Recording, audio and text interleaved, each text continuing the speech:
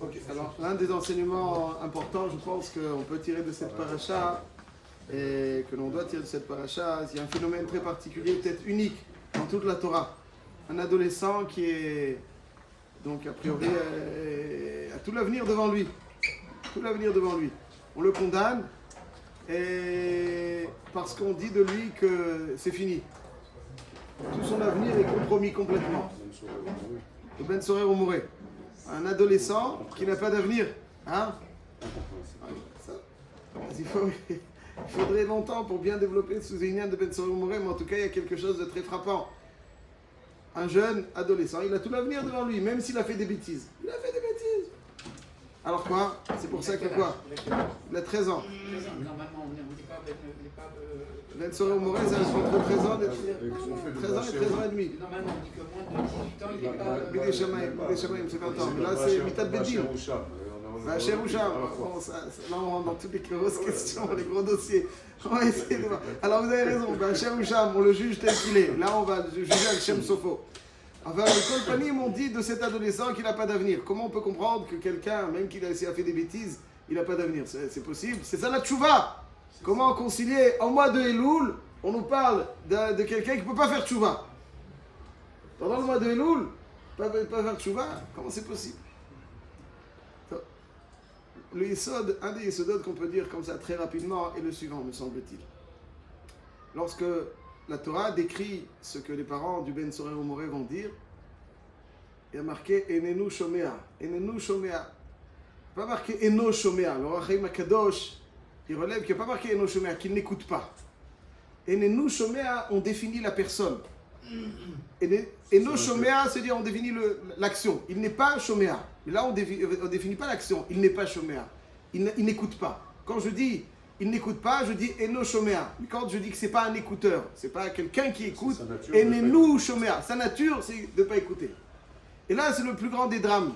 Parce qu'en fait, nous disent nos maîtres que la seule façon pour un homme d'évoluer, c'est avoir cette capacité d'écouter. Pas tout le monde est capable d'écouter. Il y a différentes personnes qui assistent à des cours. Il y en a qui Bichlal, ne sont pas intéressés. Bon. Il y en a qui sont intéressés, mais pour glaner des choses qui vont greffer à leur personne.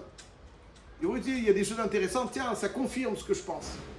Tiens, ça rajoute quelque chose à mes convictions. Ah, un argument supplémentaire, une preuve supplémentaire. Donc, ils vont utiliser ce qu'ils écoutent pour se confirmer. Mais, lorsqu'on va dire des choses qui risquent de bouleverser un petit peu leur mode de vie, leur façon de penser, leurs convictions, des preuves, etc., tout de suite, le balai, il y a un balai qui se met en place et qui balaye tout ce qui pourrait rentrer dans l'oreille. Dehors, oust. Écoutez, il exagère. Ça va, prenez les choses dans leur juste proportion. Et lorsque le Ben Sorer, l'un des éléments que l'on dit à son sujet, c'est qu'il est dans le faux. Soit, si quelqu'un est Shomea, alors, ça veut dire quoi Shomea? Shema Israël, je ne vais pas dire écoute, sympa ou pas. Shema Israël, ça veut dire intègre, imprègne-toi de ce message, qui doit faire partie de ta personne. Quand quelqu'un n'est pas un Shomea, c'est pas dire que ponctuellement, il n'écoute pas, mais il n'est pas un Shomea, ça veut dire qu'il a le sens de lui qui est complètement abîmé. Il n'écoute plus, c'est pas quelqu'un qui écoute. Quand quelqu'un il ne peut pas écouter, il est malheureusement condamné à aller droit dans le mur. C'est ça toute la différence qu'il y a entre quelqu'un qui peut faire tchouva et celui qui ne peut pas faire tchouva. Quelqu'un qui n'est pas capable d'écouter, comment va-t-il être capable de se remettre en question? Comment va-t-il être capable de bouleverser certains acquis? Comment va-t-il être capable de changer certaines perceptions? Pour lui, il est dans le vrai. Et il n'écoutera que si ça confirme. Alors tu ne vas pas changer. Tu ne vas pas changer. Écouter, c'est finalement être. Et pas beaucoup de gens sont capables d'écouter. Pas beaucoup de gens sont capables d'écouter. Écouter, être un élève dans une yeshiva par exemple, un élève c'est celui qui a étudié d'une certaine façon. Et lorsque le rabbin dit quelque chose, il est capable de faire abstraction de tout ce qu'il a compris pour finalement laisser la place à l'enseignement du maître.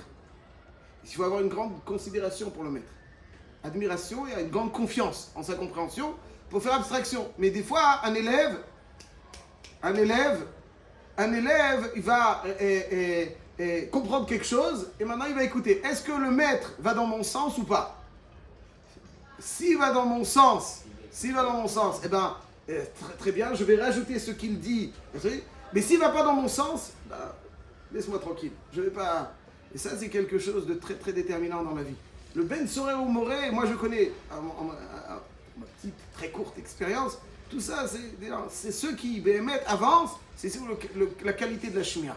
La qualité de la Shmia, il y en a qui n'écoutent pas. Ils ont l'impression qu'ils ont raison, et ils n'ont pas le courage. Ils n'ont pas le courage de remettre en cause quelque chose qui risque de d'ébranler. Ils n'ont pas le courage. En vérité, ça montre une grande faiblesse. Ils se protègent de cette façon. Ils n'arrivent pas à... Mais celui qui est capable d'être choméa, pas simplement de greffer ce qu'il va écouter à ce qu'il pense, à l'alimenter, va être capable de détruire ce qu'il a en lui par rapport à ce qu'il écoute s'il le considère comme étant juste. Il est capable. Ça, c'est un choméa. Et en fait, on voit le contraste parfait entre le Ben Soré ou Moré qui n'a pas d'avenir et celui qui est le beau-père de Moshe Rabbeinu qui va être l'un des Baalei Teshuvah les plus... la guerre, mais en tout cas celui qui va rejoindre la vérité dans la Torah, de qui une paracha va porter son nom, c'est Yitro. Marqué au sujet de Yitro, va Ishma Yitro, Kohen Midian, Choten Moshe, Kol Asher Asa Elokim le Moshe. Tout ce qu'Hachem a fait. Va Ishma Yitro. Va Ishma Yitro. C'est là toute la différence. Le Ben Soré ou Moré Enenu Shomea et Yitro il est va Ishma. Ma Shmoa Shama Uba, Rashi dit, Gemara, Rashi le rapporte, Ma Shmoa Shama Uba, Kriyat Yam Souf ou Milchemet Amalek. C'est-à-dire, pour Kriyat Yam Souf, parce que Kriyat Yam Souf, tout le monde, Shamoa Mimir Gazoun, aussi ils ont écouté. Ils ont été branlés. Mais Vayavo Amalek, Vayilahem im Israël Birfidim. Amalek, il a aussi entendu. Mais pour lui, la Letzanout de Amalek, c'est tourner en dérision tout ce qui est dit, ne pas apporter d'importance à ce qui se dit, à ce qu'il entend, à quoi il assiste. Donc il a entendu Amalek, il a dit Amalek, aussi il a entendu Kriyat Yam Souf, Shamoa Mimir Gazoun, mais ça ne l'a pas changé. Et dit trop, ça veut dire autrement dit que même si on entend les plus belles choses, si on ne décide pas de s'en imprégner, on reste tel quel. Et moi, dit Yitro, je ne souhaite pas rester le même, et malgré qu'il était donc dans le faux le plus grand, il a tout bouleversé, il a eu le courage de bouleverser, c'était Kohen Midian, le courage de tout bouleverser pour rejoindre le Ham Israël. Quel courage il faut, quel courage! Tout ce courage-là lui est parvenu parce qu'il avait ce don, ce corps de Vaishma Yitro. Celui qui est capable d'écouter, celui qui est capable d'intérioriser certains éléments. Parce que, pour dire les choses plus simplement, quel est le sens le plus déterminant sur l'être? Est-ce que c'est le regard ou l'écoute? C'est vrai que le regard, alors, je vais vous dire, le regard, il a sa ma'ala, mais l'écoute. Le regard, il a la ma'ala, c'est que ce qu'on voit, on le ressent plus. Ce qu'on écoute, c'est une idée. Ce qu'on voit, on le ressent avec beaucoup d'intensité. Ce qu'on écoute, c'est plus abstrait. Ce qu'on voit, c'est plus tangible. Donc, mais ce qu'on écoute, c'est plus abstrait. Donc, à moi. Mais le regard, certes, il a plus d'impact, mais on ne voit que l'exorce des choses. Comme disait... vous allez me dire celui qui le disait, l'essentiel est invisible pour les yeux. Alors, le petit prince, au moment où il y a Shimon quand même.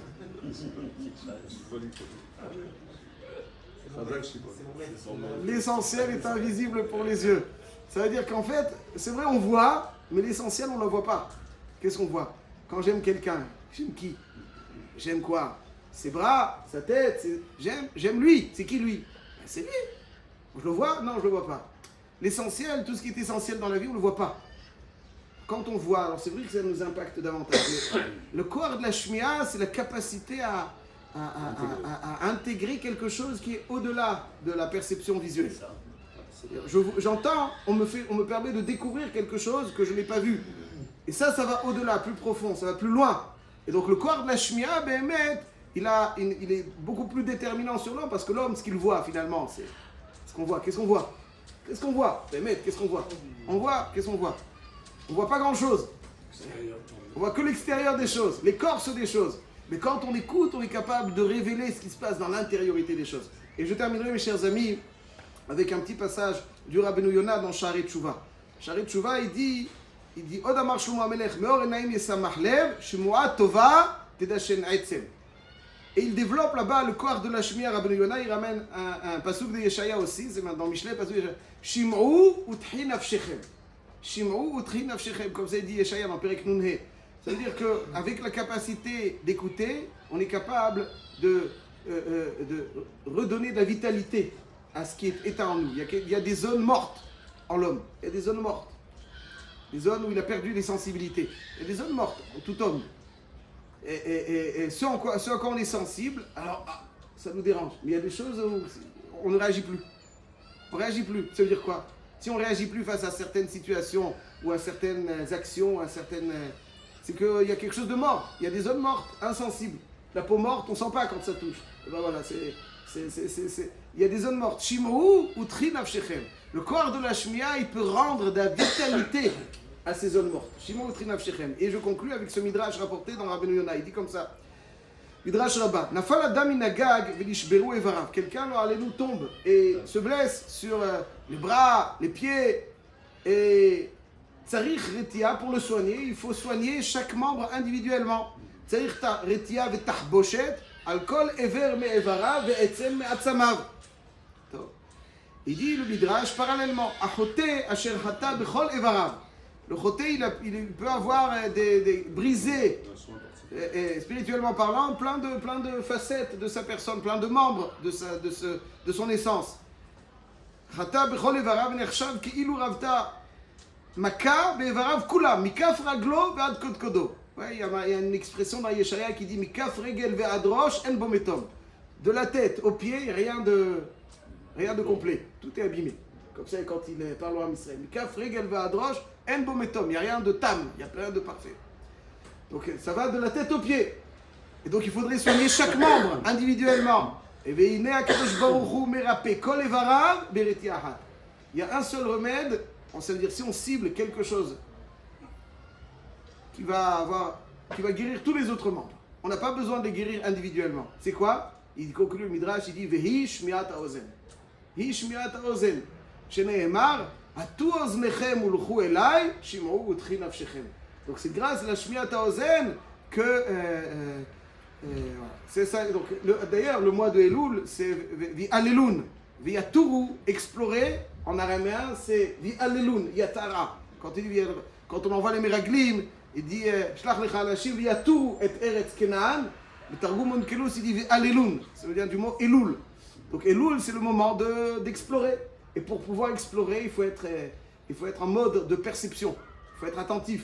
Et donc le corps de la Shmiya, donc on a demandé a priori à Ben Sorer ou Moré, comme ça en plein mois de Elul, au milieu comme ça du mois de Elul, il arrive franchement, et on nous parle de ce qui est l'inverse. Alors on va dire, si le Ben Sorer n'a pas d'avenir, eh ben moi qu'est-ce que je vais dire? La réponse elle est, le Ben Sorer il n'a pas d'avenir parce qu'il n'est pas Shoméa. Avant le temps que quelqu'un a le corps de la Shmiya, alors évidemment tout le plus bel avenir lui est promis. C'est quand même compréhensible. Pourquoi c'est compréhensible? D'abord, on n'a pas eu des enfants adolescents qui ont fait des crises, qui ont rentré dans le frigo, alors on les tue. Non, mais ça c'est encore un dossier. Si vous voulez, on reste une petite heure. Si on voulait, on reste une petite heure supplémentaire.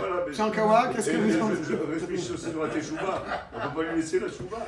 On le tue. Non, mais je veux dire, j'ai pris au moins un enseignement. Enenu Shomer. Maintenant, pourquoi il n'est pas Nidon, pourquoi il est Nidon Al-Shem Sofo? Pourquoi il est à ce point, ce qu'il a fait, il a été Mélastem et Tabriot. Si M. Cohen avait été là, vous connaissez M. Cohen, Maître Nakash, vous connaissez M. Cohen, pas Guy, un autre M. Cohen. Ouais, je l'ai dit, c'est une langue de à la date que des parents amènent leurs enfants pour être jugés. Ouais, c'est 5 questions qui reposent chaque année. Il faudrait discuter de ça, mais pas dans ce. Là, on n'est pas dans les gros dossiers, dans les petits dossiers.